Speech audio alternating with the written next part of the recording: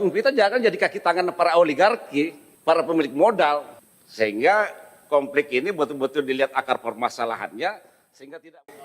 Pimpinan yang sangat bijak, memahami nuansa kebatinan, Pak Kabar Eskrim dan seluruh jajarannya, Ibu Sekjen Konsorsium Pembaruan Agraria dan tim yang saya hormati. Assalamualaikum warahmatullahi wabarakatuh. Pertama, memang persoalan agraria ini adalah persoalan laten ya. Sejak Undang-Undang 5/1960 tentang agraria, ya, hak-hak masyarakat adat itu diberikan jaminan sebenarnya. Ya, situ. Tapi itu tidak ada suatu kepastian. Karena apa? Masyarakat kita ini ketika berhadapan dengan para pemilik modal, para penguasa, itu dia dalam posisi yang sangat lemah. Itu realita, kita tidak bisa pungkiri itu. Seperti yang dilaporkan tadi, masyarakat yang sudah bertahun-tahun ya, menempati lokasinya, tetapi karena ada selembar surat, apakah itu dalam bentuk HGU yang dibuat hanya didasarkan pada satelit misalnya, lalu kemudian mengambil kawasan tanah masyarakat adat, lalu kemudian dianggap sebagai penyerobotan. Gimana logikanya? Itu yang terjadi selama ini. Nah, yang menurut saya peran polisi sebenarnya tidak masuk dalam area itu, tapi masuk menelusuri tentang mafia tanahnya gitu loh.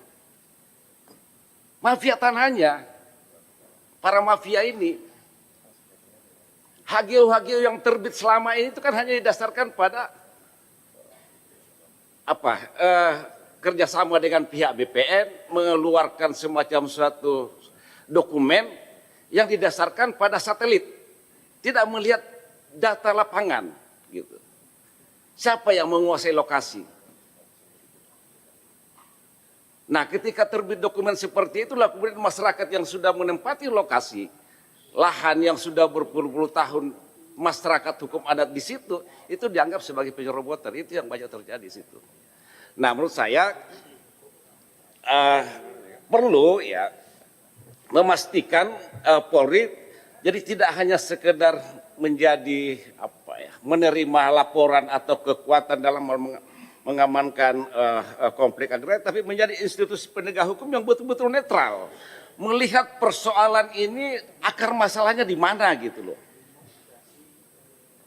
Jadi tidak juga kita bisa bahwa karena dia menerima laporan lalu kemudian harus ditindaklanjuti, tidak dalam konteks seperti itu menurut saya. Kalau dalam konteks hukum agraria Pak Kabah, ya. Jadi harus ditentukan dulu siapa pemiliknya. Karena hak masyarakat adat itu diakui di Undang-Undang 1960. Itu ada pengakuan Pak di situ. Pasal 5. Kalau saya tidak salah situ ada fungsi-fungsi tentang masyarakat adat. Bahkan kita juga di Badan Legislasi lagi membahas itu. Ya, Undang-Undang masyarakat hukum adat sebenarnya. Nah, seharusnya harus dipisahkan ya. Konflik hak atas tanah, siapa sebenarnya ketika itu masuk dalam konflik atas tanah ya didahulukan siapa pemiliknya, itu ranah perdata Pak. Jangan dulu masuk ke pidananya, tentukan dulu siapa pemiliknya gitu loh. Ketika itu masuk dalam konflik sengketa atau persoalan pertanahan, karena dalam hukum itu memang juga harus memastikan siapa pemilik dari sengketa lahan yang dipersoalkan, kan begitu. Lalu kemudian ketika itu baru masuk dalam pidananya ketika terjadi bahwa memang yang bersangkutan melakukan tindakan penyerobotan misalnya. Jadi jangan lalu kemudian masuk undang-undang sektoral di situ, undang-undang perkebunan dianggap penyerobotan dan sebagainya, lalu kemudian diproses.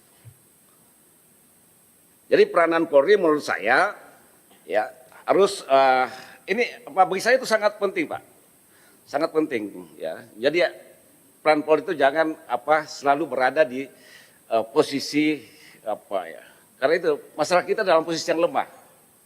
Ketika berhadapan para pemilik modal, para pengusaha, para oligarki, ya kan gitu. aparat penegak hukum kita jangan jadi kaki tangan para oligarki, para pemilik modal. Sehingga konflik ini betul-betul dilihat akar permasalahannya, sehingga tidak menimbulkan konflik yang berkepanjangan, Pak. Karena masyarakat kita juga dalam posisi yang sangat itu.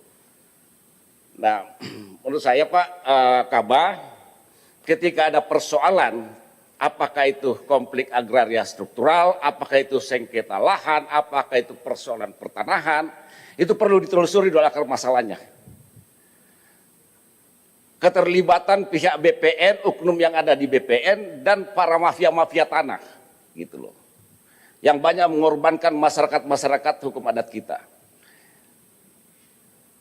Jadi jangan lalu kemudian serta-merta harus masuk dalam ranah pidana, tapi selesaikan dulu persoalan perdatanya. Saya kira itu poinnya. Makasih. Cara baru nonton di Smart TV. Nonton live streaming dan ribuan tayangan Kompas Gramedia langsung dari Smart TV kamu. Cara installnya, buka Google Play Store di Smart TV kamu. Cari Kompas TV melalui pencarian. Pilih aplikasi, lalu install. Selesai, kamu bisa menonton video pilihan editorial Kompas TV. Download Kompas TV apps di TV kamu sekarang juga.